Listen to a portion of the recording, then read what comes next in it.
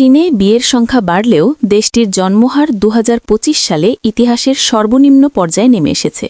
সর্বশেষ সরকারি পরিসংখ্যান অনুযায়ী টানা চতুর্থ বছরের মতো চীনের মোট জনসংখ্যা কমেছে। বিশেষজ্ঞরা বলছেন এটি দেশটির ভবিষ্যৎ অর্থনীতি ও সামাজিক কাঠামোর জন্য বড় সতর্কবার্তা। সরকারি তথ্যে দেখা যায় ২০২৫ সালে চীনে বিয়ের হার কিছুটা বৃদ্ধি পেয়েছে।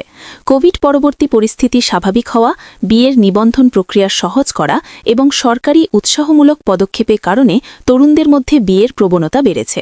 তবে বিয়ের সংখ্যা বাড়লেও সন্তান জন্মের হার বাড়েনি, বরং একই বছরে চীনের জন্মহার রেকর্ড পরিমাণ কমে যায়।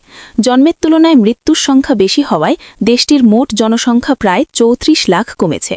বিশ্লেষকদের মতে উচ্চ জীবনযাত্রার ব্যয়, বাসস্থান সংকট, চাকরির অনিশ্চয়তা এবং সন্তান লালন পালনের বিপুল খরচের কারণে দম্পতিরা সন্তান নেওয়া থেকে পিছিয়ে যাচ্ছেন।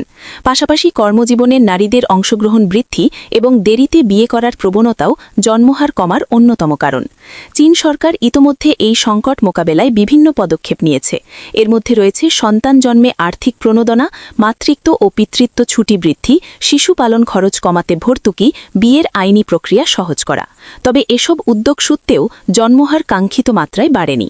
জনসংখ্যা বিশেষজ্ঞদের সতর্কতা অনুযায়ী জন্মহার কমতে থাকলে ভবিষ্যতে চীনে শ্রমশক্তির ঘাটতি, বয়স্ক জনগোষ্ঠীর চাপ এবং অর্থনৈতিক প্রবৃদ্ধি ধীর হয়ে পড়ার আশঙ্কা রয়েছে।